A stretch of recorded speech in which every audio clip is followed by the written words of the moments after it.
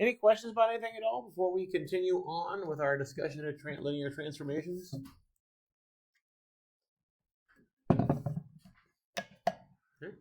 We'll get started then. My goodness. All right, so last time we started talking about what the kernel and the range of a linear transformation is. The kernel was a set of all the vectors in your domain that map to the zero vector in the codomain. We noted that the kernel is always non-empty no matter what, because the zero vector gets mapped to the zero vector for a linear transformation. We proved that last time. The range is the set of all your outputs. It's the set of everything in the codomain that has something in the domain that gets mapped to it. We proved last time that the kernel is a subspace. Range is also a subspace. Let's do that proof quickly for the range. Certainly, again, we know that the range is not empty.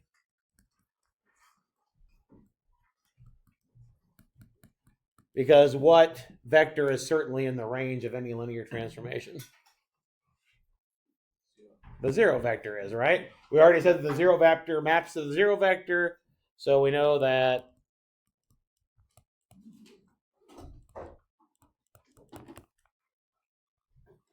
the range is not empty. Which, remember, again, for our subspace proofs, we need to start with a non-empty subset of a vector space and then show that it's closed under addition and closed under scalar multiplication. So let's I'll call it W1 and W2 be in the range. How does a vector get in the range?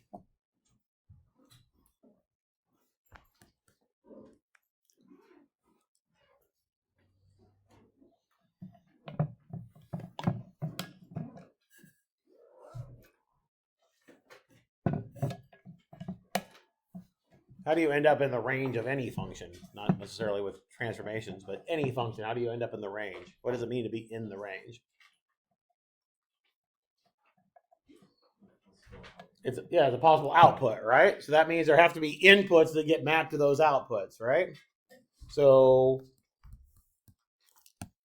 then there exist V1 and V2 in V such that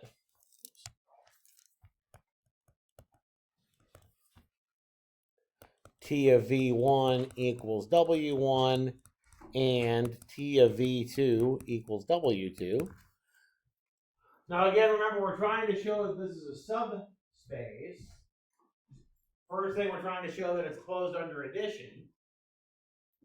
That means that W1 plus W2 must be back in the range again, which means it must be an output of something.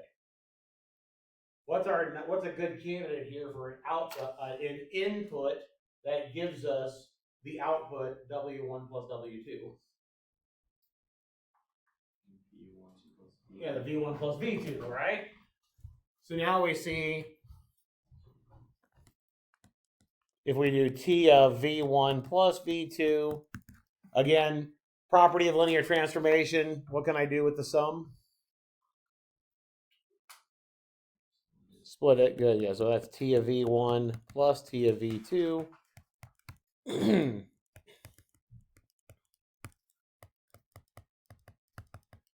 That means we end up with W1 plus W2. So I found an input that gives us an output of W1 plus W2. So that's back in the range.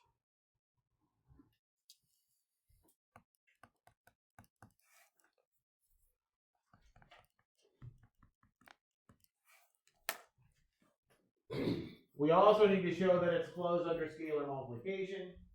So we would need to show that if I start with something in the range, say W1, I would need to do a scalar times W1 is back in the range again.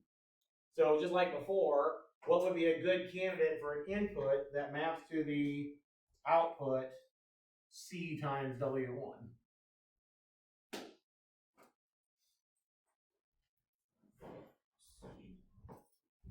Yeah, C times V1, right?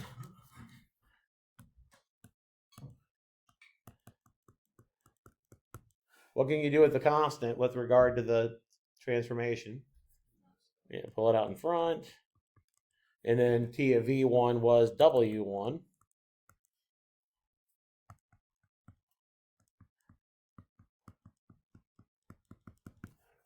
So again, we started with two elements in the range, showed that the sum was in the range. Start with an element in the range. We showed that a constant multiple, a scalar multiple of it, was back in the range. So it's closed under addition. It's closed under scalar multiplication. So that means that it is a subspace. The range is a subspace. Oops.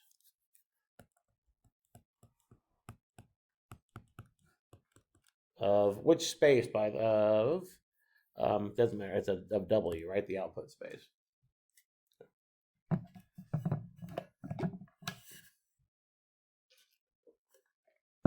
Again, one of the main reasons why I'm going through the proof is just to remind you about how to do subspace proofs. Final's coming up, right? Okay. All right.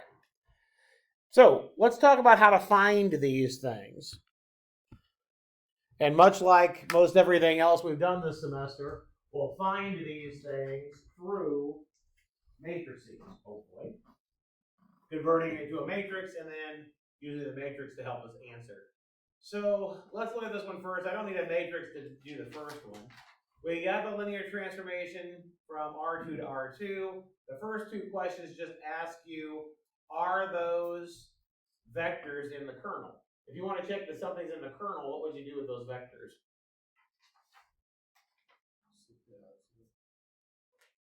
Say it again. So what does it mean to be in the kernel again? You plug it in, you get out 0, right? So I can just see if I get 0 out, like a 0 vector when I'm done, right? Yeah. Okay. So if I do T of 3, 2, we would have what? 2 times 3 minus 2. So I get 4 for that first one. And the other one we get 24 plus, or negative 24 plus 8. So I get negative 16. That is certainly not 0, right? I'm assuming I did my arithmetic correctly. Okay. So that vector is not in the kernel. What if we put in 5, 10 though? Well, I get 10 minus 10. So I do get 0 in that first component. We get negative 40 plus 40. I get 0 in the second component. So that vector is in the kernel. So if we're looking to see whether or not an individual vector is in the kernel, I can just plug it into the transformation and see if I get the 0 vector out. If I don't get the 0 vector out, it's not in the kernel. If I do get the 0 vector out, it is in the kernel. Okay. But I might want to know all of the things that are in the kernel. Okay. How might we do that? We want to find all vectors, or at least a basis for all of the vectors that are in the kernel. We talked about this last time. Remember that we can find the standard matrix for the transformation, right? Okay. What is the standard matrix for this particular transformation? How did we find that?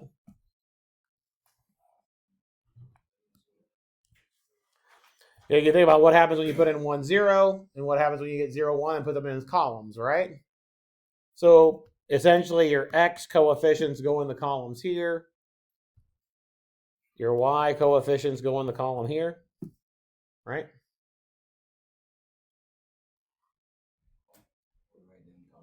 You write them down in the columns, yep.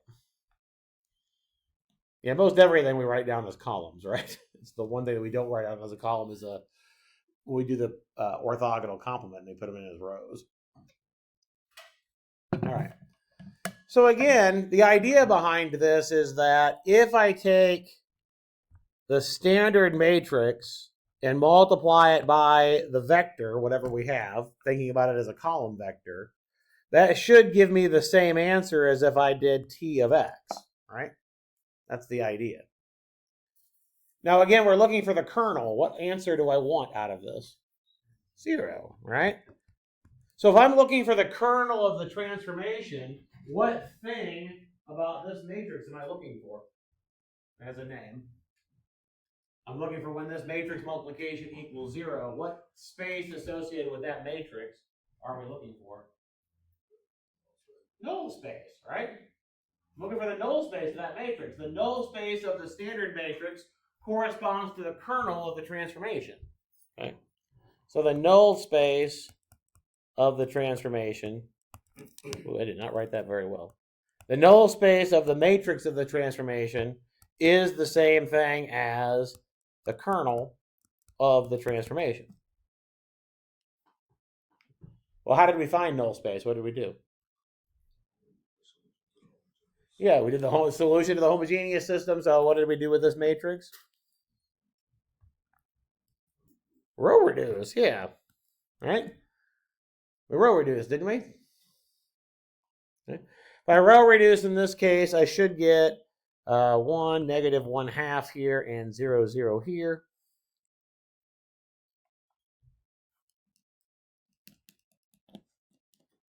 So what can you use for a basis here then?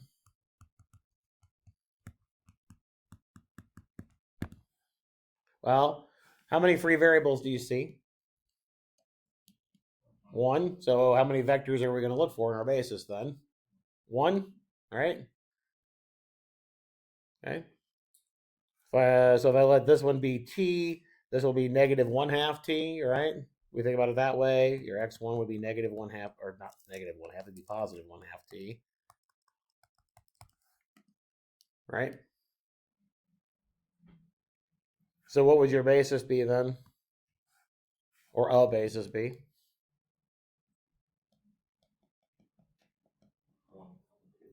Okay, good. What works? 1, 2. Yep. I'm going to write it as a column because we think of them as column vectors, but you're exactly right. If you want to write them as this way, you could do 1, 2 that way. The only reason why I wrote it as a comma or column is because of the fact I was thinking about the matrix multiplication here. Either one works.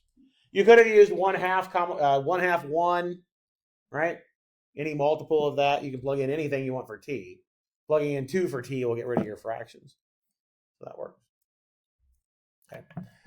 So the big idea here to figure out a basis for the kernel is just to find your standard matrix and find the null space of the standard matrix.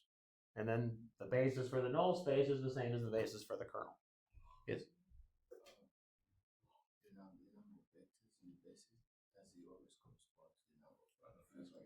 Yeah. Yep. It always corresponds to the number of free variables, but that's right. All right. So let's do the same thing for the range. Can we find a basis for the range? So again, we're asked, are those two specific vectors in the range? And then can we find a basis for the range? Well, the answer is probably yes. I probably wouldn't be asking it otherwise. Okay. All right. So again, think about range. Range is set of all outputs, right? So if we think about it as far as the matrix multiplication, we're trying to solve we're trying to solve this, right? We're trying to find an input that corresponds to a given output. We're trying to solve something, right? We agree? Okay. We can translate that over to a statement about the standard matrix again.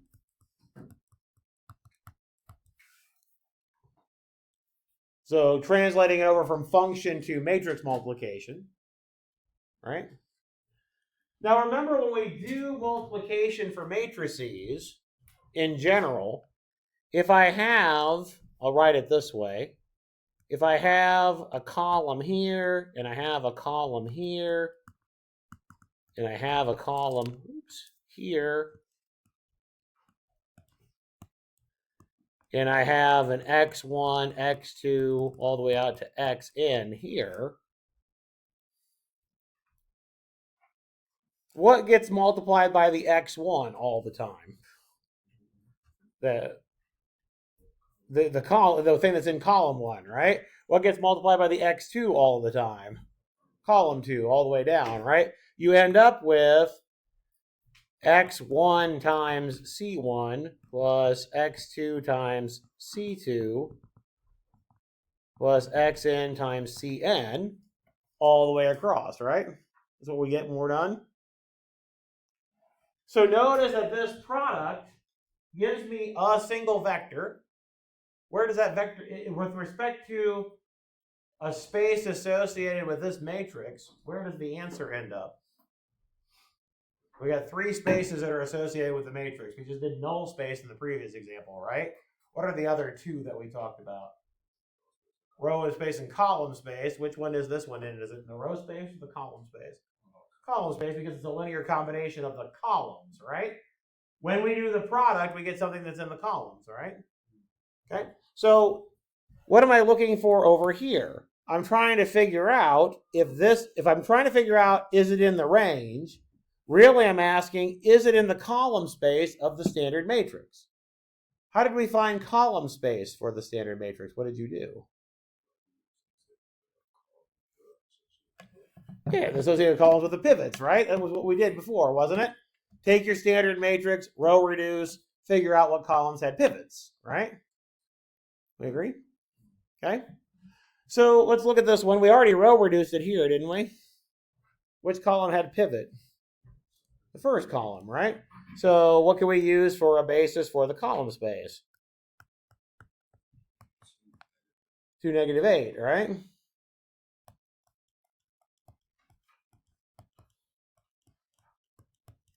Whoops. Column space of the standard matrix is the same as the range.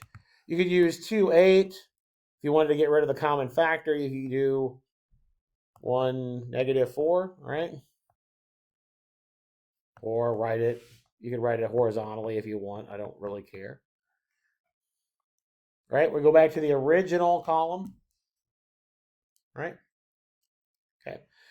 So now let's see if we can answer the other two questions. Is 1, -4 in the range? Well, yeah, it's a basis vector, isn't it? Okay. Is 5, 0? Well, if 5, 0 is going to be in the range, it better be a multiple of 1, -4, right? Because 1, -4 has to generate the entire range. Is 5, 0 a multiple of 1, -4? No. So the first one is in the range, the second one is not. Yes.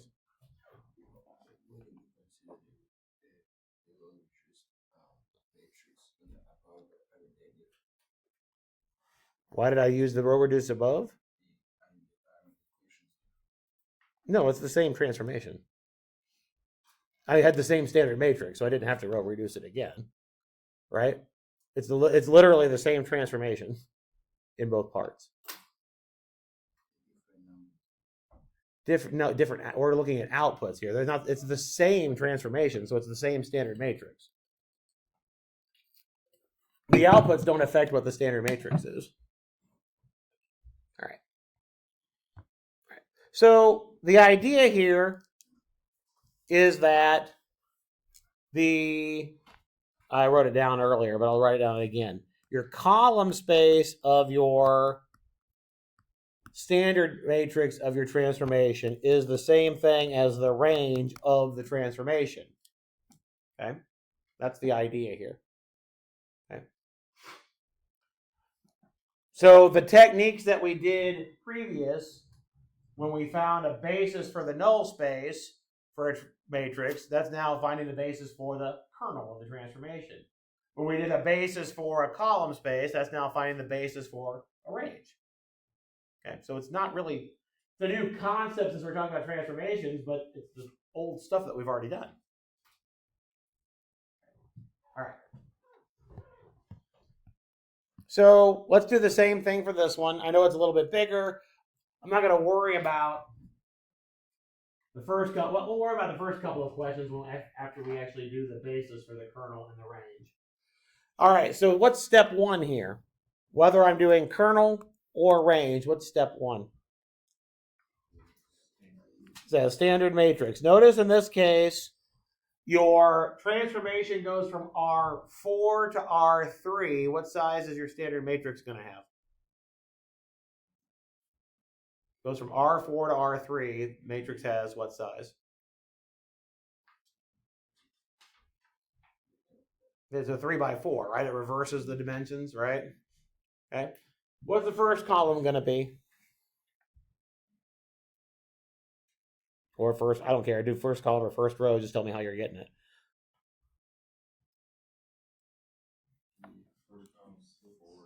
Yeah, 4, 2, 6, because that's your W, right? Next column will be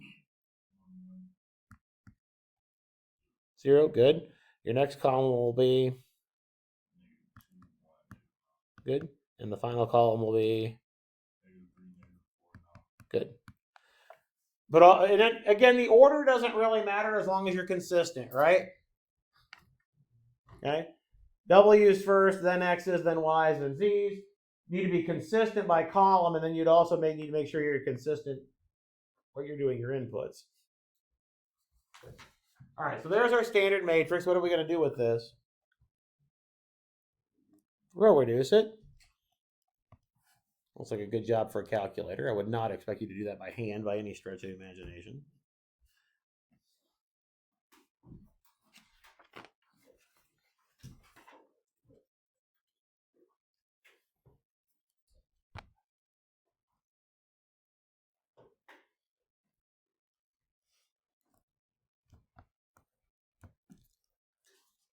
I bet I get a 1 here and some zeros down that way.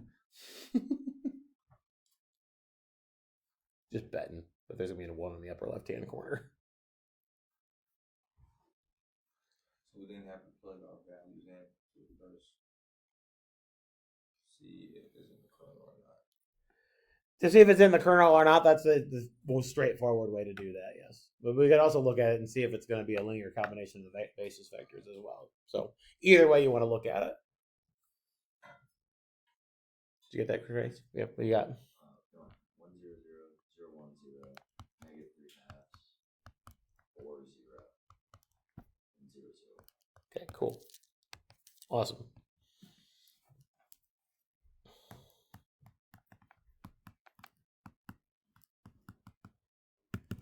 All right, so this is also, I want to make sure I make a big deal about this. Where does the kernel live? What space is the kernel a subspace of? Is it the domain or the codomain? Domain, right? That's inputs, correct? The domain is what in this case?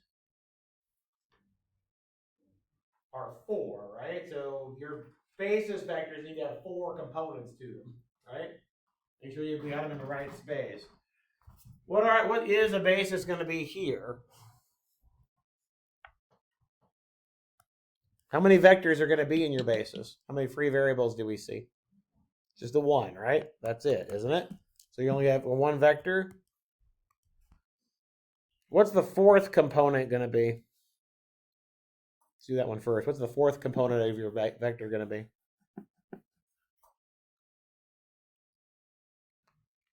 It has to be 0 because that last column says x4 or the z would equal 0, right? Okay. If I make this a 2 to clear my fractions, so that would be my free variable is the x3, right? If I make a 2 for that variable, the t, if you will, what's the next number over going to be?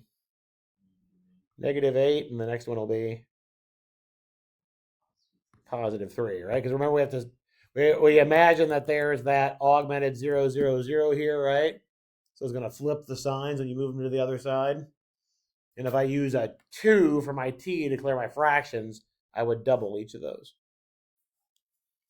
Okay. So there would be a basis for our kernel.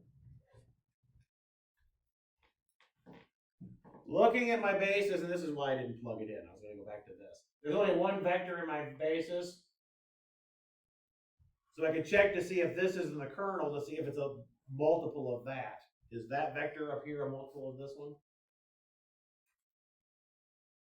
No, because I'd have to multiply by 0 to get the first component, and I would just kill every other component doing that, right?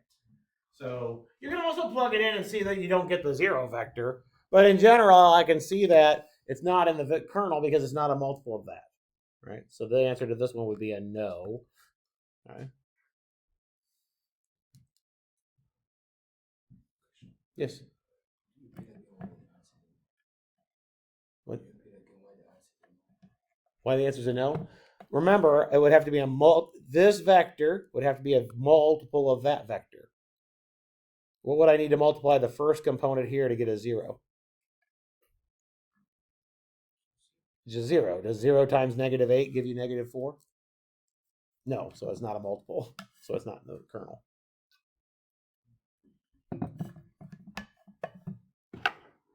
All right. What about a basis for your column space here? How many vectors are going to be in it? 3, right? This should be the range. Sorry, I wrote column space. There's 3 vectors in your basis because there's 3 pivots, right? What vectors are they going to be? The first one, the second one, and the fourth one, right? Now this one's not as easy to tell if that 130 is in the range or not, is it? Not as easy to tell. So in this case, though, I could figure out if it's in the range by a couple of different ways. I could have used this matrix to start with, or I could just use these 3 base. Well, actually, I can tell it actually pretty easily. I lied. All right. But you can also take these 3 vectors and then augment that one and row reduce, but that's overkill. How many vectors are in my basis? 3. What's the where does the range live? What space? R3, right? I have 3 linearly independent vectors in R3. So what does it have to form for R3? How many vectors are in a basis for R3? 3. How many vectors are in that basis? 3. So what does that also have to be a basis for? R3, right? This also has to be a basis for R3. So is 130 in the space generated by those 3 elements? Yeah, because it's a basis for all of R3, right? So I can answer it quickly that way, okay? So this is also a basis for R3. So that vector 130 is definitely in the range. As a matter of fact, your range is all of R3. When your range is all of the codomain, what word do you give that? When your codomain is your range, there's a special word for that type of function.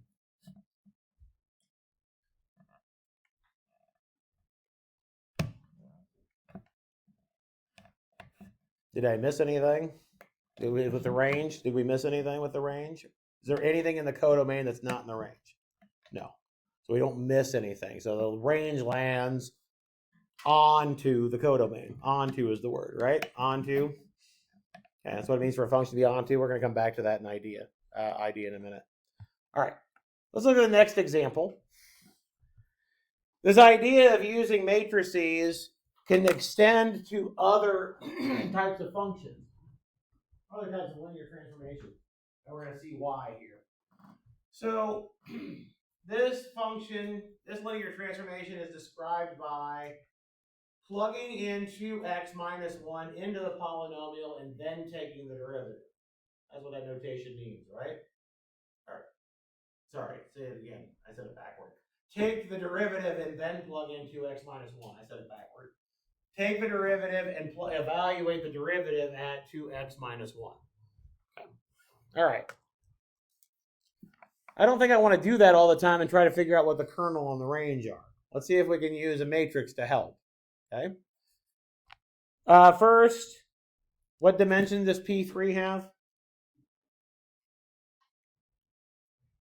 4, right? And that's dimension 3. So if I'm going to use a matrix to help me compute this transformation, what size matrix do you think we have if we go from dimension 4 to dimension 3? 3 by 4 again, right? Same idea. All right. What is your standard basis for P3?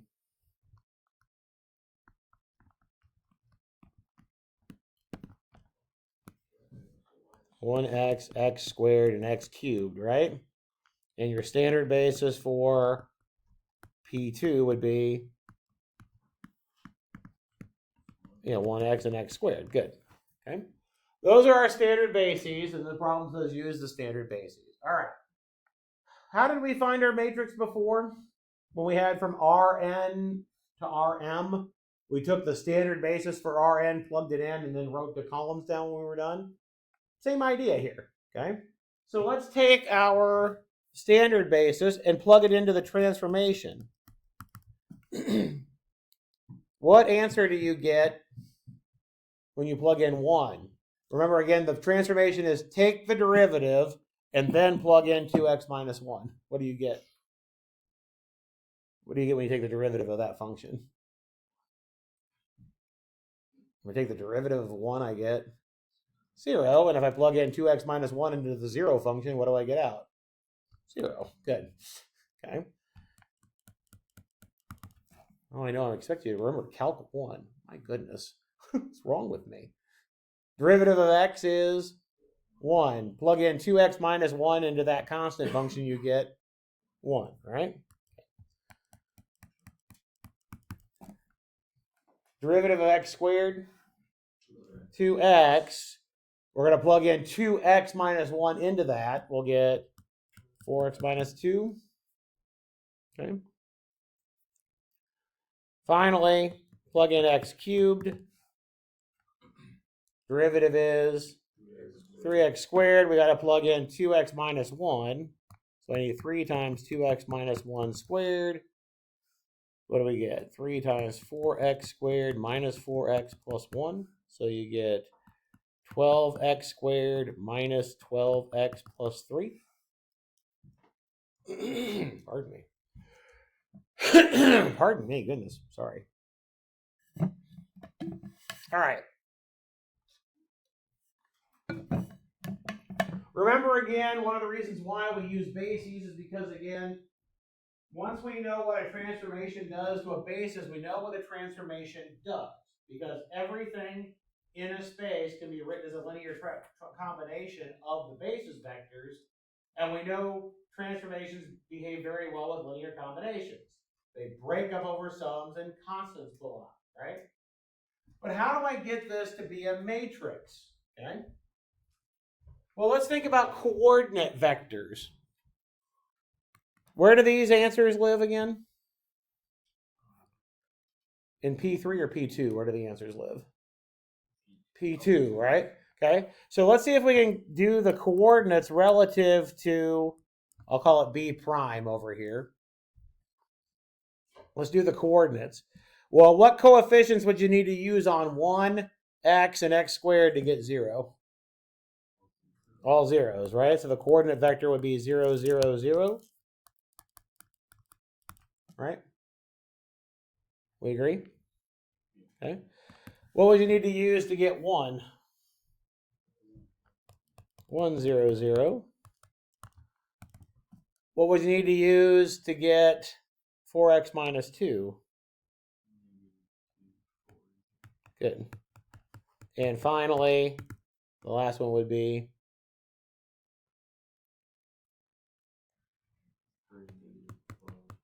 good.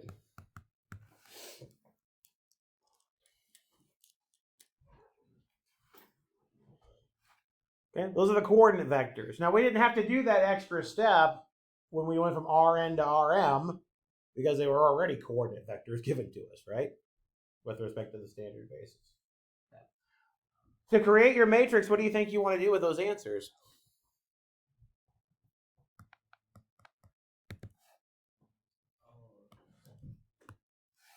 You told me it was going to be a 3 by 4. What do you think you want to do with those answers now? Yeah, make those in columns. Good.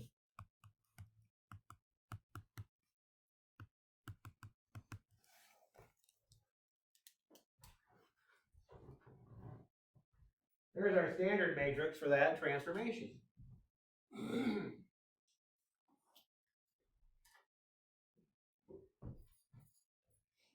Just put them in as columns. Okay?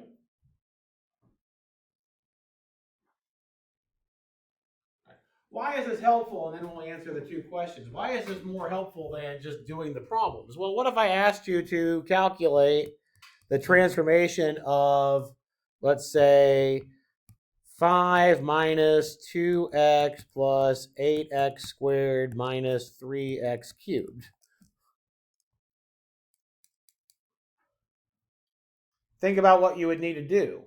I need to take the derivative of that and then plug in 2x minus 1 and then simplify everything, right? Okay. Well, what we can do instead is do the matrix multiplication to start with. What vector do you think I want to multiply that by? Just out of curiosity, what vector do you think I want to multiply? To get this answer, what vector do you think we want to multiply by?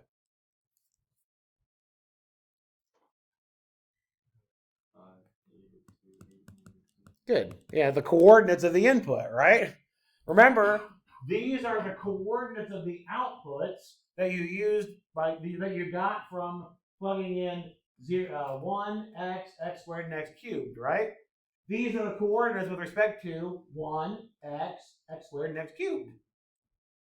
So it makes sense that you would plug those in that way, right? What do we get? Well, we'll get negative 2 minus 16. Negative 2 minus 16 is negative 18. Minus 9 is negative 27. I did my arithmetic right. The next one is 32 plus 36 was 68. And the last one's going to be negative 36 when we're done.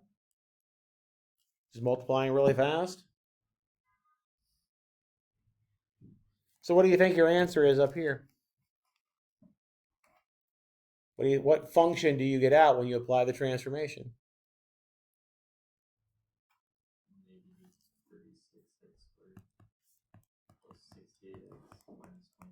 Good. Yeah. Those give you the coordinates of the output.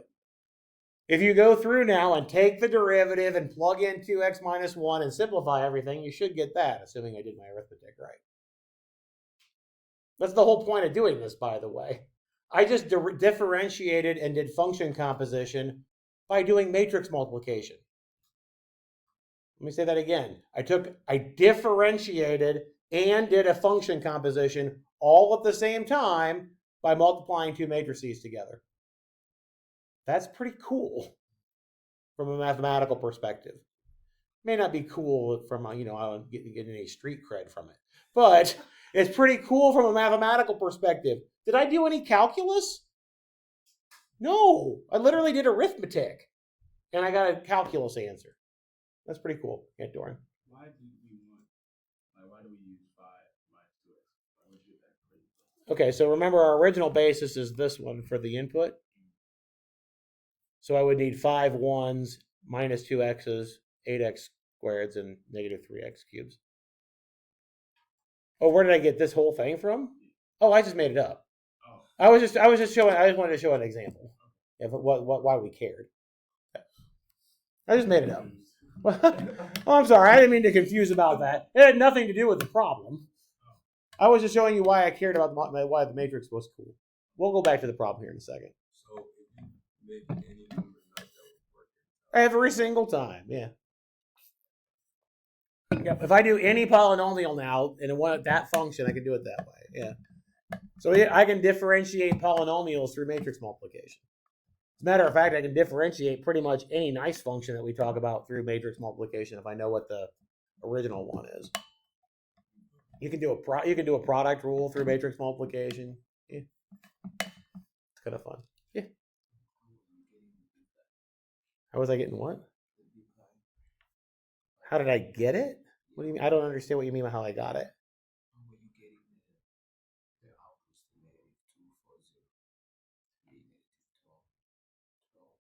Here?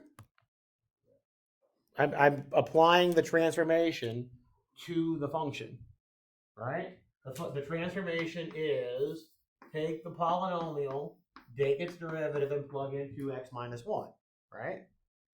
Okay, if my p of x is x squared, what's p prime?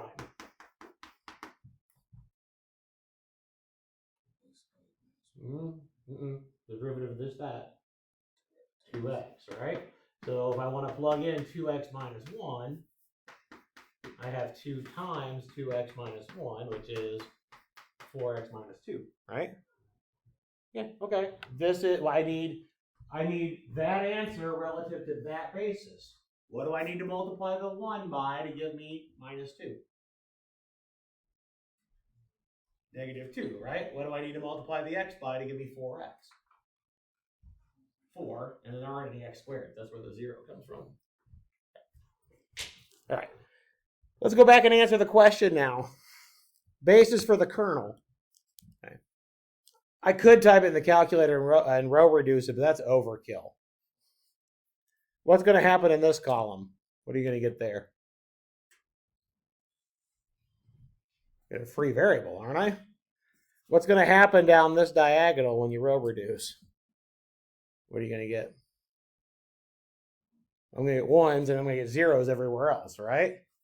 So what's your free variable? It's the first one, right? So a basis for your kernel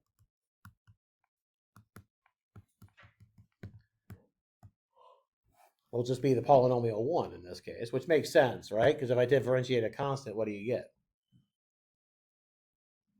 0, right? What's the basis going to be for your range?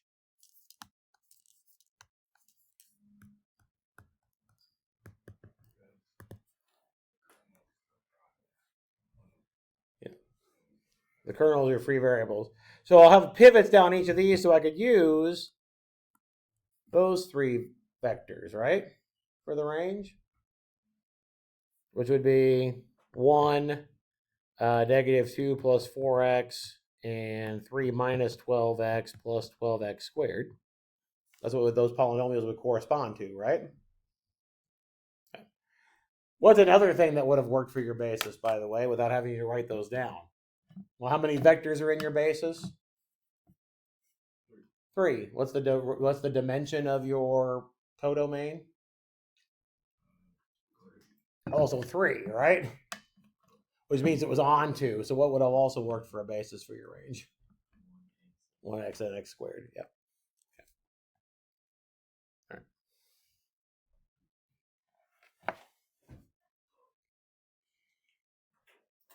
All right. So let's talk about the next couple of concepts here with the ideas of one-to-one and onto. And basically, we're going to talk about how we can check one-to-one and onto on the basis of things that we've already talked about before. So remember, one-to-one just means that if you have outputs that are the same, then the inputs must have been the same. That's what one-to-one means, right? Distinct inputs give you distinct outputs. Okay?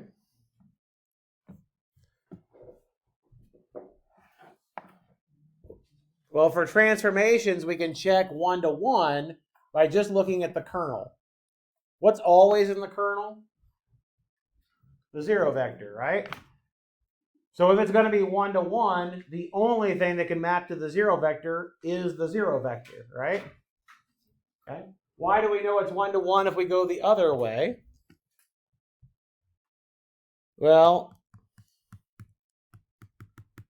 let's assume that the kernel is just the 0 vector. I'm going to write it out nice and formal here. I probably should, but we're just going to talk about why we know that it's one-to-one if the kernel is 0. Okay. How can I rewrite this equation to get something that just has 0 on one side? What can I do? Yeah, subtract 1 from the other, right?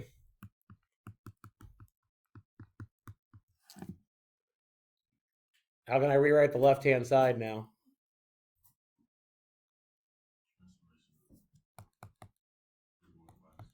Yep, good.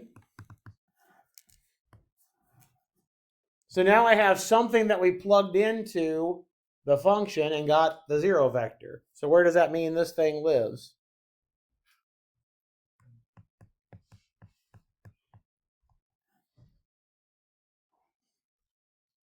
If I plug in an input and get 0 out, where does that input live? The kernel, right? If your kernel is just the 0 vector, what does that say about your v1 minus v2? What does it have to equal? It has to equal 0, doesn't it? Which says your V1 has to equal your V2, which is exactly what it means to be 1-to-1. So if your kernel is simply the 0 vector, then it definitely is 1-to-1. Okay, that's what this says. Well, how does your kernel, in terms of matrices, how does your kernel just become the 0 vector? What would have to happen? Well, how did we find a basis for the kernel? What did we look for? Yeah, we looked at the null space, and when we looked at the null space, what did we look for? Free variables, right? So how is your kernel going to end up to be just the 0 vector?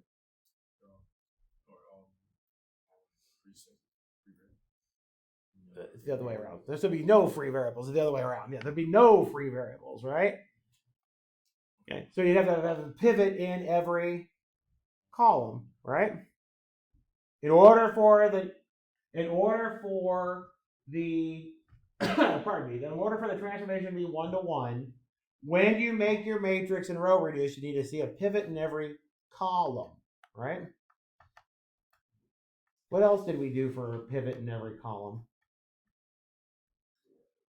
What did we look for vectors when we looked for pivot in every column? Linearly independent, right? Okay. Let's go to onto.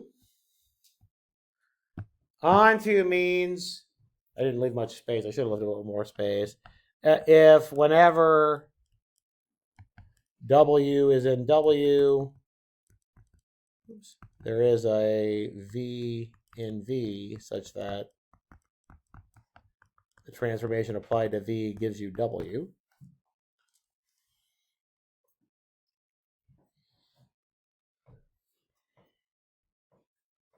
Okay, that's what it means for onto, right?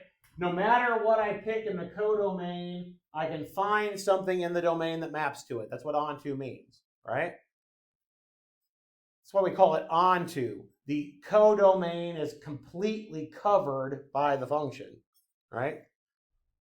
I cover it up entirely. That's what onto means. Okay. How can I tell it's onto? Think about matrices again. Okay. Remember when we did span? What did we look for if we wanted to say a set of vectors spanned? Pivot in every row, right? Because we wanted to make sure that we could always solve an equation, correct? Right? We always want to be able to solve an equation. Isn't that what onto is? It's solving an equation, right? So if you want to check that a linear transformation is onto, you row reduce the standard matrix and look for a pivot in every row.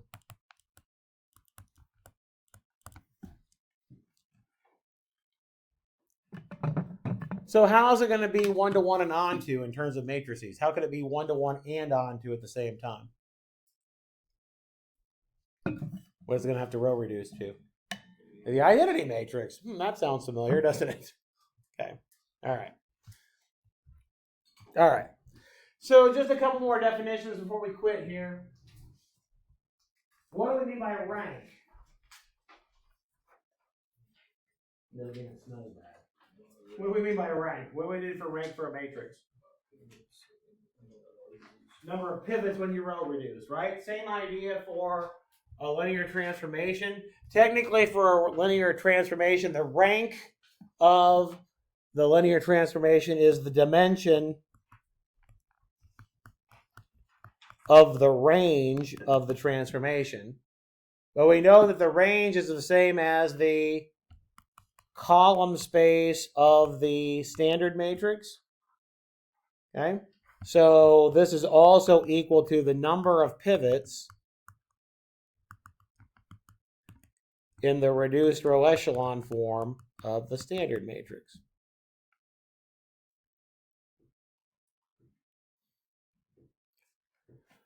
What did we look for nullity of a matrix? The pivot-less columns, right? Number of free variables. So for a transformation, the nullity is the dimension of the kernel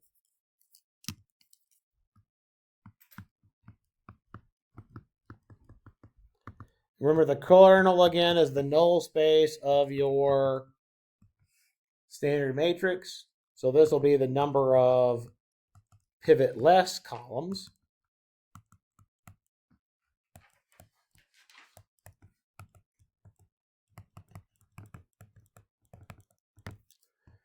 And then finally, to do rank nullity, remember how rank and nullity matched up? It was rank plus nullity equaled what? Columns. Same idea here. The rank of a transformation plus the nullity of the transformation will equal the dimension of the output space.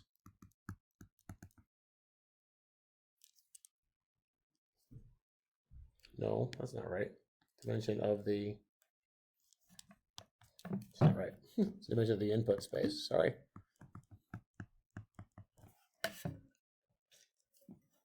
Because remember when you had n by Rn to Rm, it was an m by n matrix. It flips them. So that's going to be the dimension of your input space. All right. We'll do a couple of examples of that next time and get into some more stuff with transformations. But this will be the last section that will be on the exam. Okay. So I'll get a review sheet posted today over some problems. All right. We'll talk about some new stuff on Wednesday, but that'll be on the final. Have a good one. We'll see you on Wednesday.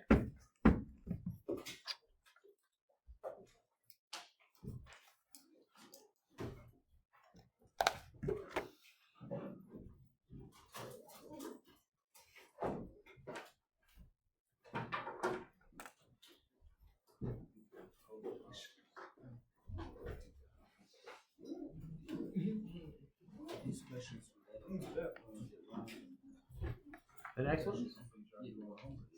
Yeah, we'll go with the rank. Yep. No, we're going to talk about that next time. That'll be on the test. Yep. Or, this section will be, but the next one won't be. We'll start the next section on Wednesday. Half of what we'll go through on Wednesday. It'll just finish this up. Yeah. So we have the exam next exam on Monday, right? Yes. So the track team will have Okay. I know there's a couple of things. It's just food and Gotcha. yeah, it's about 4 of us. All right, we'll be going. All right. I was wondering before. I mean, after. Yeah. Let me think about what a good time would be. Yeah, We'll no figure problem. it out. Yeah. Let me think about what a good time would be. Yeah. No problem. It's like, when are we gonna figure it out? I'll think about it this afternoon and I'll email. Okay. Yep. But figure out this out after or. Yeah, we'll figure out a good time for it. Oh, but before. I want to make you take it tomorrow, Q. How's that sound? But just you. I would have seriously offended you. Yeah.